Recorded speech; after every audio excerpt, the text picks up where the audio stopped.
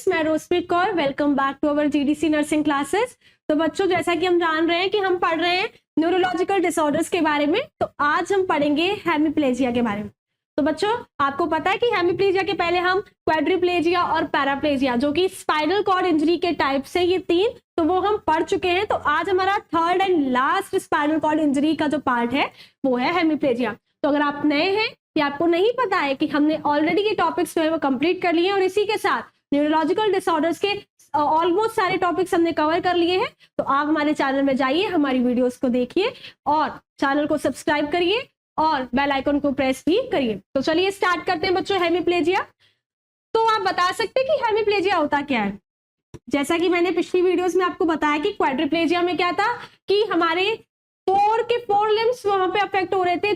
सिर्फ नेक के नीचे का सारा हिस्सा क्या हो रहा था, वहां का मूवमेंट जो है वो लॉस हो गया, सेंसेशन लॉस हो गया। पैराप्लेजिया में क्या था कि लोअर लिम्स का जो मूवमेंट था और जो लोअर लिम्स का जो सेंसेशन था वो लॉस हो गया।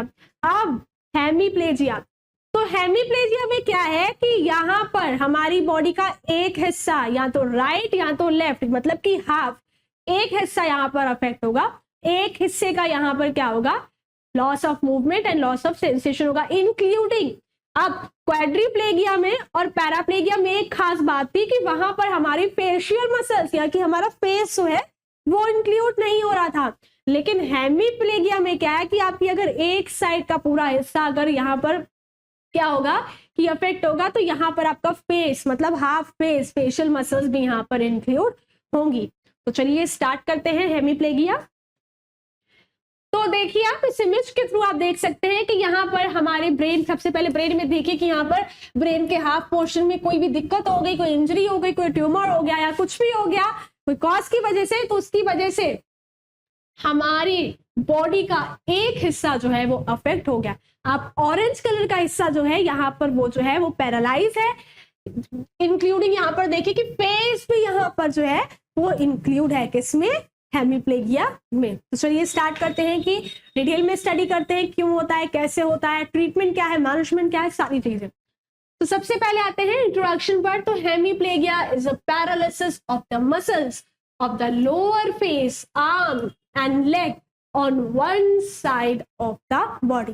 तो क्या बोल रहे हैं बच्चों यहाँ पर कि हेमीप्लेगिया पैरालिसिस है किसका, मसल्स का। कहाँ की मसल्स का, लोअर फेस की मसल्स का, आर्म्स की मसल्स का, लेग्स की मसल्स का, on one side of the body. और कहां पर, कौन सी साइड पर, किसी एक साइड ऑफ द बॉडी पर। अब it may be right side of the body and it may be left side of the body. In addition to motor problems, other losses may occur. Example, sensation, memory and cognition. क्योंकि यहाँ पर हमारा मतलब पूरा का पूरा हिस्सा जो है वो क्या हो रहा है, अफेक्ट हो रहा है, तो ब्रेन भी इंक्लूड होगा। तो यहाँ पर मोटर प्रॉब्लम्स, मतलब मूवमेंट तो अफेक्ट हो ही रहा है, साथ ही साथ सेंसेशन भी अफेक्ट होगी, मेमोरी स्किल्स हमारी अफेक्टेड हो जाएंगी, और जो कॉग्निटिव एबिलिटी है हमारी वो भी यहाँ पर क्या होगी, अफेक्ट होगी। The most common cause of hemiplegia is stroke. Stroke की वजह से ज्यादातर जो कॉमन कॉज है स्ट्रोक, जहां पर क्या हो रहा है कि स्ट्रोक जो है मैं आपको पढ़ा चुकी हूँ बच्चों। तो स्ट्रोक क्या है कि यहाँ पर हमारी जो ब्रेन की जो ब्लड वेसल्स है बच्चों, blood vessels of the brain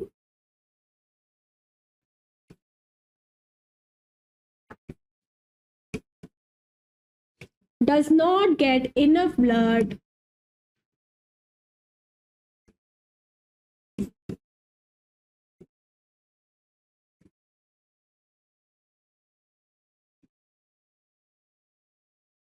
oxygen and nutrients. This cause damage of brain cells.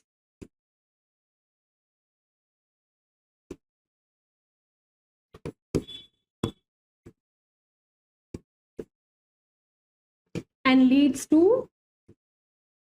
stroke.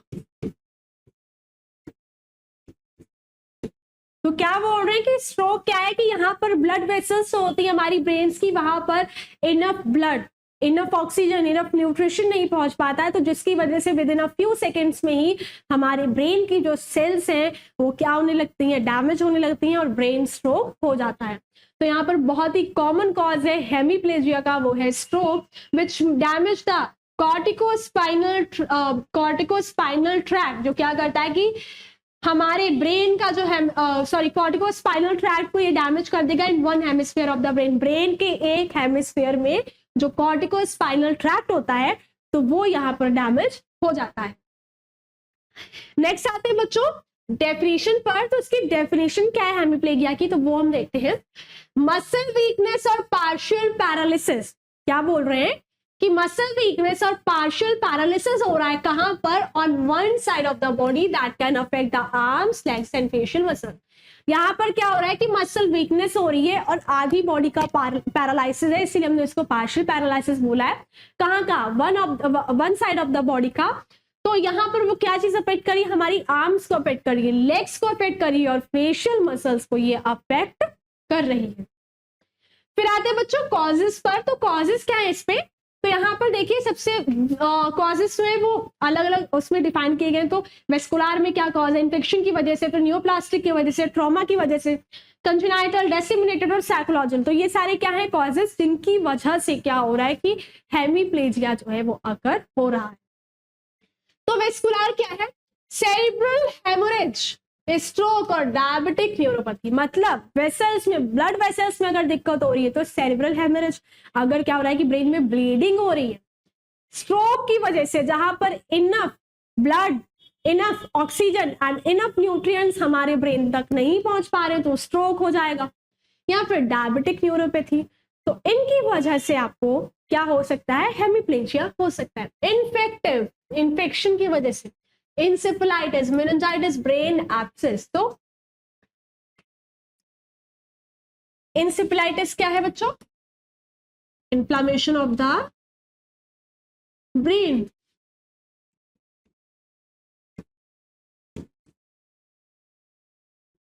Meningitis, inflammation of meninges.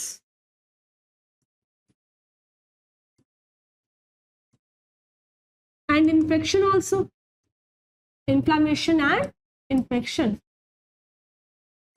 Brain abscess, पस, ब्रेन में पस का कलेक्शन हो जाना। सो इन्फेक्शन की वजह से अगर ब्रेन में इन्फेक्शन, इन्फ्लामेशन हो गया, मेनिंजेस में इन्फेक्शन हो गया, यहाँ पर आपके ब्रेन में पस एक्यूमुलेट हो गया है, ब्रेन एब्सेस। अब मैं आपको बता देती हूँ ये तीनों कंडीशंस, ये जो तीनों की तीनों कंडीशंस हैं इनको हम डिटेल में बच्चों स्टडी कर चुके हैं ऑलरेडी। तो यहाँ पर इनकी वजह से भी आपको हेमीप्लेजिया होने का चांस है। न्यूप्लास्टिक ग्लियोमा मेनिंजियोमा, अगर अबनॉर्मल सेल्स की ग्रोथ हो रही है तो भी आपको यहाँ पर क्या हो सकता है, हेमीप्लेजिया आकर हो जाए। ट्रॉमेटिक, आप किसी इंजरी की वजह से, भाई चोट लग गई है तब भी आपको यहाँ पर हेमीप्लेजिया हो जाएगा। तो कैसे, सेरेब्रल लेसेशंस, कट लग गए, सबड्यूरल हेमाटोमा, क्लॉट हो गया। Rare cause of hemiplegia is due to local anaesthesia injection given intraarticularly rapidly instead of given in a nerve branch. तो क्या बोल रहे हैं कि रेयर कॉज पे, मतलब बहुत कम ऐसा होता है कि हेमीप्लेजिया किसकी वजह से हो रहा है, लोकल एनेस्थीसिया इंजेक्शंस की वजह से हो रहा है, जो कहाँ दे दिए गए हैं, इंट्रा आर्टीरियली में, इंट्रा आर्टीरियल इसमें कैविटी में देगी है रैपिडली, बहुत जल्दी से, इंस्टेड कहां पर देना था, नर्व ब्रांच में। तब भी रेयर केसेस में, इन केसेस में क्या हो सकता है कि आपको हेमीप्लेजिया हो सकता है। Congenital cerebral palsy, brain paralysis जिसको हम बोल सकते हैं। तो यहाँ पर ये है कि अगर कंजेनाइटल बर्थ के टाइम पे ही अगर ऐसा है तब भी आपको फिर बर्थ के टाइम से ही हेमीप्लेजिया हो जाएगा। डिसेमिनेटेड मल्टीपल स्क्लेरोसिस, जहां पर आपकी मल्टीपल स्क्लेरोसिस जो है, ये नर्व्स जो है वो डैमेज हो रही हैं। साइकोलॉजिकल, पैरासोमनिया, नॉक्चुरल हेमीप्लेजिया, अगर ऐसी दिक्कत है तब भी, मतलब बोलते हैं स्लीप डिस्टर्बेंस रिलेटेड, तो अगर इस तरह की प्रॉब्लम्स आपको है तब भी आपको हेमीप्लेजिया होने का चांस है।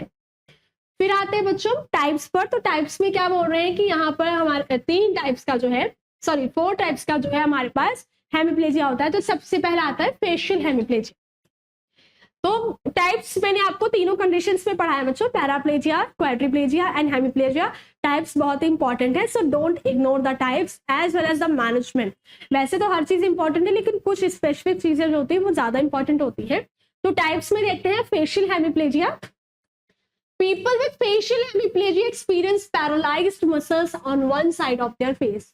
तो यहाँ पर बोल रहे हैं कि पेशेंट जिनको फेशियल हेमीप्लेजिया होता है वो एक्सपीरियंस करते हैं किस चीज का, पैरालाइज्ड मसल्स का अपनी फेस पर। उनका एक साइड का फेस का हिस्सा बिल्कुल वर्क नहीं करेगा, आंख ब्लिंक नहीं करेगी, इधर का होठ काम नहीं करेगा। मतलब क्या होगा कि एक साइड का हिस्सा उनका total loss of motor function है, टोटल सेंसेशन लॉस है। स्पाइनल हेमीप्लेजिया, इसको हम also refer to as Brown Sequard syndrome. याद रखिएगा क्या बोलते हैं इसको, ब्राउन सिक्वायर्ड सिंड्रोम के नाम से भी हम इसको जानते हैं, किसको, spinal hemiplegia. Next contralateral hemiplegia. तो बच्चों इसमें क्या होता है कि the right hemisphere controls movement.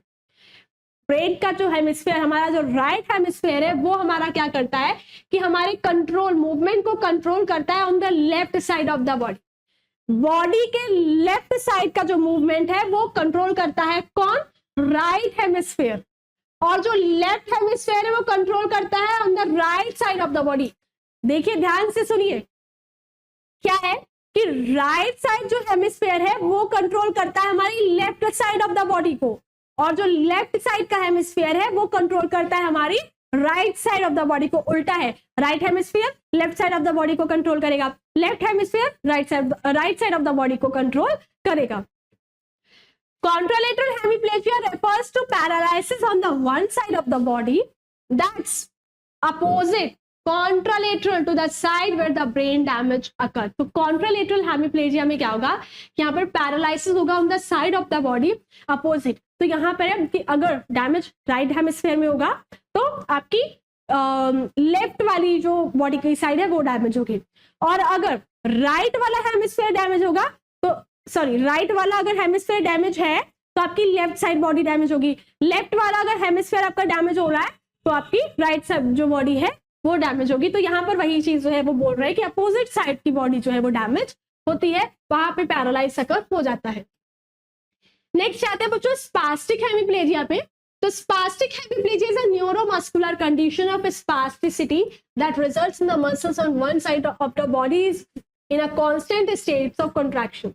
तो यहाँ पर बोल रहे हैं कि स्पास्टिक हेमीप्लेजिया एक न्यूरोमस्कुलर कंडीशन है। क्या है, एक न्यूरोमस्कुलर कंडीशन है ऑफ स्पास्टिसिटी की। यहाँ पर क्या है कि स्पास्म और स्पास्टिसिटी हो रही है मसल्स की, जो that results in the muscles, जो मसल्स में हो रही है, मसल्स में अफेक्ट कर रही है, कहाँ की, on one side of the body, body की एक साइड पे, और वो कांस्टेंट स्टेट पे क्या कर रही है कि कॉन्ट्रैक्शन जो है, मसल्स कॉन्ट्रैक्शन वहां पर हो रहा है, किसमें, स्पास्टिक हेमीप्लेजिया में। It is the one sided version of spastic diplegia. तो इसको वन साइडेड वर्जन बोलते हैं स्पास्टिक डायप्लेजिया का। It falls under the mobility improvement umbrella of cerebral palsy. तो यहाँ पर क्या है कि मोबिलिटी इंपेयरमेंट तो करता ही, और साथ साथ सेरेब्रल पाल्सी की वजह से ऐसा भी हो सकता है। So this is the types of hemiplegia का। और इसी के साथ एक और टाइप है यहाँ पर चाइल्डहुड वाला। तो चाइल्डहुड में क्या होता है कि alternating hemiplegia of childhood less common type है बट पाया जाता है। तो अल्टरनेटिंग हेमीप्लेजिया ऑफ चाइल्डहुड क्या है कि alternating hemiplegia of childhood is a rare neurological disorder, बहुत ही कम रेयर न्यूरोलॉजिकल डिसऑर्डर है, named for the transient episodes. यहाँ पर ट्रांजिएंट एपिसोड्स आते हैं अटैक्स के, पैरालाइज के अटैक्स के, often refers to as attacks of hemiplegia. यहाँ पर हेमीप्लेजिया के क्या होंगे, अटैक्स आते हैं बच्चे को, ट्रांजिएंट अटैक्स आते हैं। That those with the condition experience it typically presents before the age of 18 month। और ये 18 साल से पहले प्रेजेंट होते हैं। It typically presents before the age of 18। जब तक बच्चा 18 मंथ है, ईयर्स नहीं मंथ है, तो यहाँ पर जब तक बच्चा 18 महीनों का नहीं हो जाता उससे पहले क्या होता है, ये अटैक्स जो है वो बच्चे में देखने को मिलते हैं। कौन से अटैक, ट्रांसिएंट एपिसोड्स के अटैक्स आते हैं, किसके, हेमीप्लेजिया के। फिर आते हैं बच्चों साइन एंड सिम्टम्स पे। अब इनके साइन एंड सिम्टम्स क्या है, कैसे हमें पता लगेगा कि पेशेंट जो है इसको हेमीप्लेजिया हो गया है। तो उसके लिए हम क्या करेंगे, सबसे पहले देखेंगे उनकी मोटर स्किल्स। तो यहाँ पर पेशेंट की जो मोटर स्किल्स हैं, जो मूवमेंट स्किल्स हैं, वो टोटल ही क्या हो जाएंगी, इम्पेयर्ड हो जाएंगी। नेक्स्ट है डिफिकल्टी इन ग्रास्पिंग और holding on to the object. चीजों को पकड़ने में जो साइड अफेक्टेड है उस अफेक्टेड साइड से क्या होगा, जो पर्सन होगा उससे बहुत ज्यादा प्रॉब्लम होगी, वो कोई भी चीज पकड़ नहीं पाएगा, ग्रास्प नहीं कर पाएगा, होल्ड नहीं कर पाएगा, इसमें बहुत ज्यादा प्रॉब्लम होगी पर्सन को। वीकनेस ऑफ मसल्स और stiffness on one side of the body. इसी के साथ क्या होगा कि मसल्स में वीकनेस होगी और stiffness on one side of the body. जो साइड अफेक्टेड है वहां की मसल्स तो वीक भी होंगी और साथ ही साथ बॉडी बिल्कुल स्टिफ रहेगी। परमानेंटली कॉन्ट्रैक्टेड मसल्स और मसल स्पास्टिसिटी। परमानेंट मसल में कॉन्ट्रैक्शन होता रहेगा और स्पास्टिसिटी होती रहेगी, जिसकी वजह से हो सकता है पेशेंट को पेन भी हो।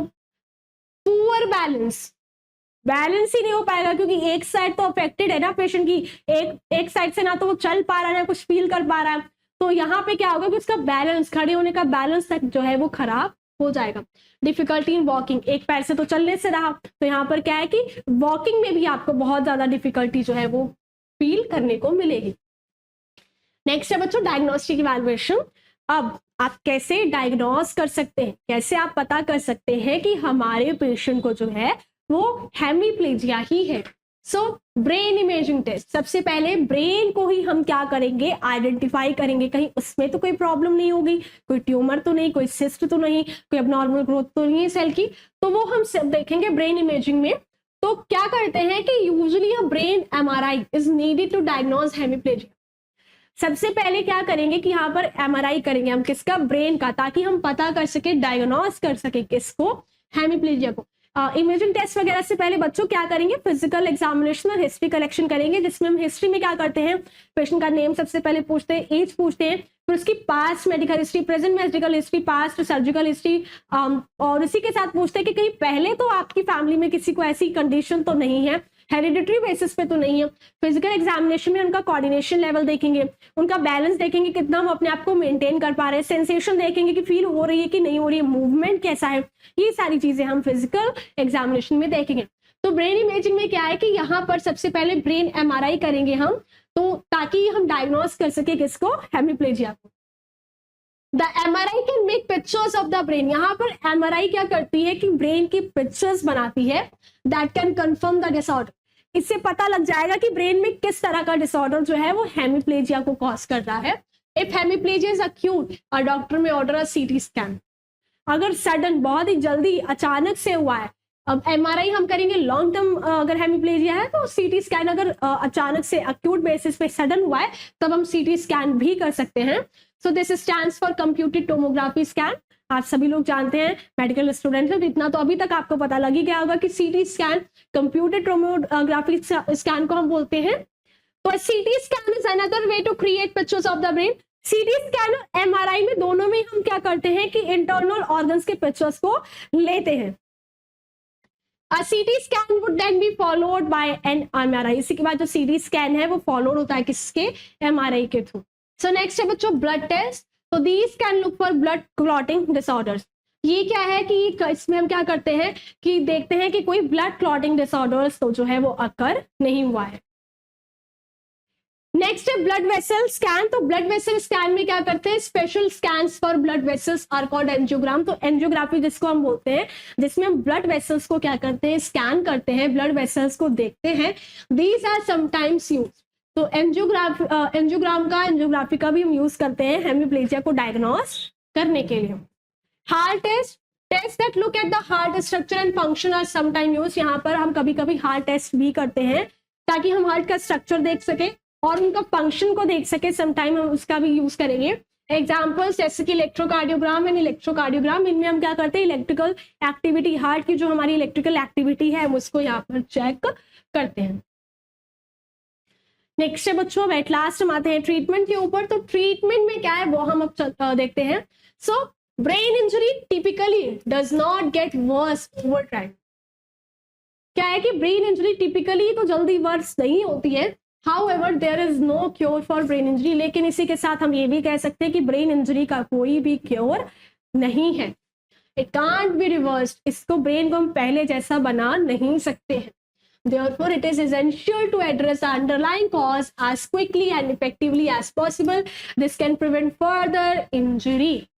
तो क्या है कि यहाँ पर ये बोला गया है कि ब्रेन इंजरी जो है वो रिवर्स नहीं हो सकती है, तो अगर इसेंशियल है कि हमें अंडरलाइन कॉज को सबसे पहले हमें क्या करना है, जानना पड़ेगा कि क्यों ऐसा हो रहा है, quickly, as much as quickly, और जितना जल्दी हो सके उतना। इससे क्या है कि हम फर्दर इंजरी और जो ज्यादा इंजरी होने से प्रिवेंट कर सकते हैं। For example, the underline cause of hemiplegia में be an acute brain infection. अगर अंडरलाइन कॉज क्या है कि मतलब हेमीप्लेजिया जो है वो अक्यूट ब्रेन इन्फेक्शन की वजह से हुआ है, और इट में बी अ स्ट्रोक, या फिर स्ट्रोक की वजह से हुआ है, either way doctor's immediate focus will be on treating these conditions. This must do so before treating the hemiplegia itself.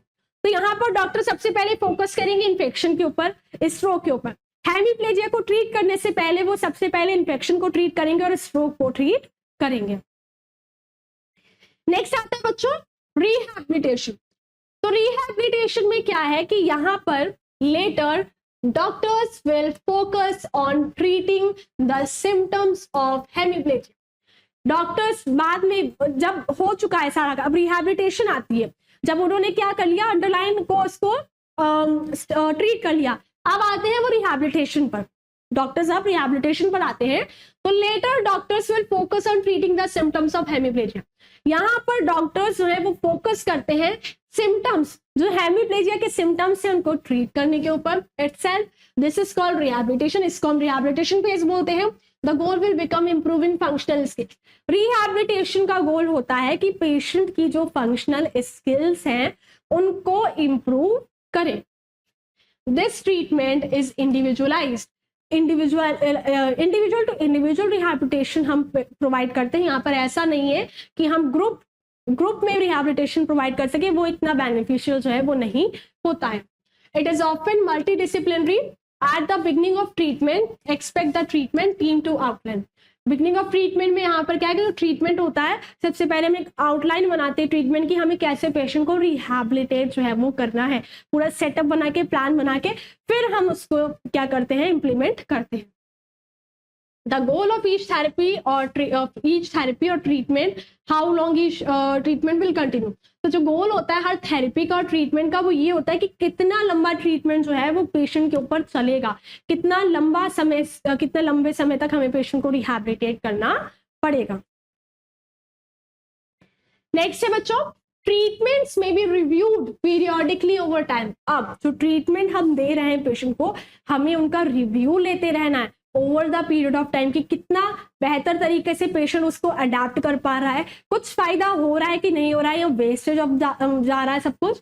तो वो सब चीजों को रिव्यू करने के लिए पीरियोडिकली हमें उसको जज और मेंटेन करते रहना है। ट्रीटमेंट टीम में इंक्लूड, अब ट्रीटमेंट टीम में कौन कौन आता है, रिहैबिलिटेशन टीम में कौन कौन आता है, तो न्यूरोलॉजिस्ट सबसे पहले नंबर पे आते हैं हमारे न्यूरोलॉजिस्ट, फिर आते हैं rehabilitation specialist, developmental specialist and various therapist.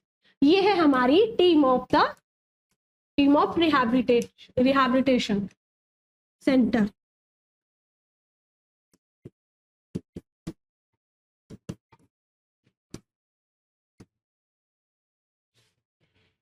So next है बच्चों थेरेपीज। अब थेरेपीज हम देखते हैं।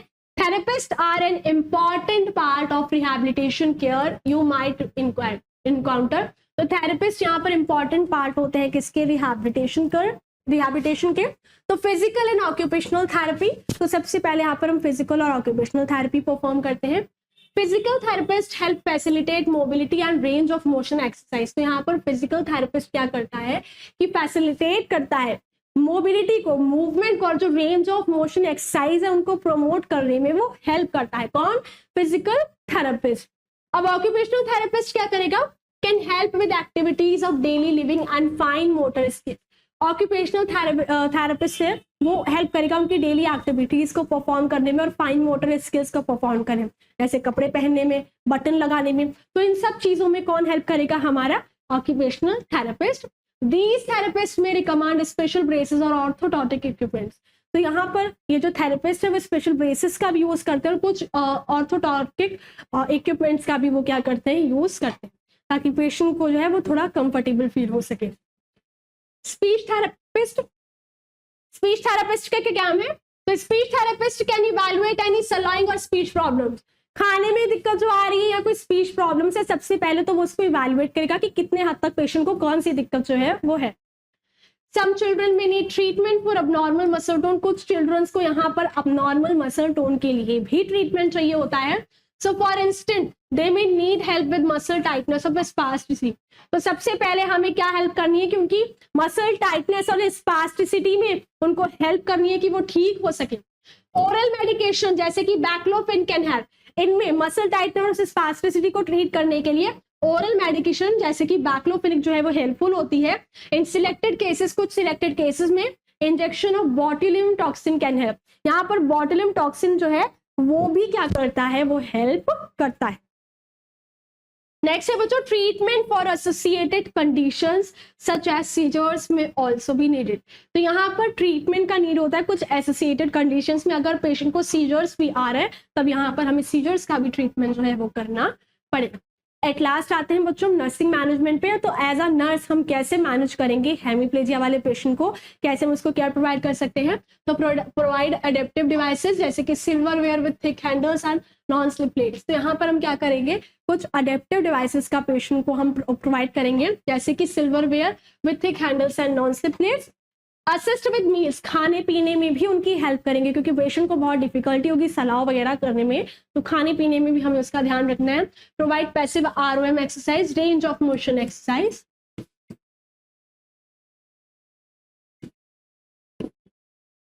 ROM एक्सरसाइज हम प्रमोट करेंगे ताकि क्या है पेशेंट मूवमेंट करने में जल्दी से जल्दी सक्षम हो सके फॉर द अफेक्टेड आर्म और लेग। जो आर्म और लेग जो अफेक्टेड है स्पेशली उस साइड पर। Keep skin clean and dry at all times. Patient को हमें मूव करने के लिए थोड़ा थोड़ा बोलते रहना। पेशेंट को ये भी बताना है कि आपको अपनी स्किन को बहुत प्रॉपर्ली तरीके से क्लीन रखना है, ड्राई रखना है पूरे टाइम पर। Establish and maintain a regular schedule for turning when the patient is in bed. तो हमें क्या करना है कि पेशेंट जब बेड होगा तो हमें उनके जो साइड है वो चेंज करते रहना ताकि बेड सोर्स को हम क्या कर सके, प्रिवेंट कर सके।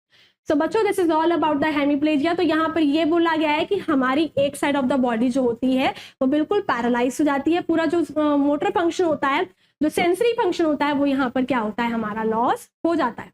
तो ये भी बोला गया है कि ऐसा मतलब यहाँ पर अपोजिट साइड हमारी जो होती है, अगर हमारा राइट हेमिस्फीयर जो है वो उसमें प्रॉब्लम हो रही है तो हमारी left side of the body damage होगी, और अगर लेफ्ट हेमिस्फीयर प्रॉब्लम हो रही है तो हमारी right side of the body damage होगी। तो यहाँ पर हमने मैनेजमेंट देखा, कॉजेज देखा, ट्रीटमेंट देखा। तो it is all about hemiplegia. तो मिलते हैं नई क्लास में नई टॉपिक के साथ। तब तक के लिए हमारे साथ बने रहिए, हमारे चैनल को सब्सक्राइब और बेल आइकन को प्रेस जरूर करें। Thank you.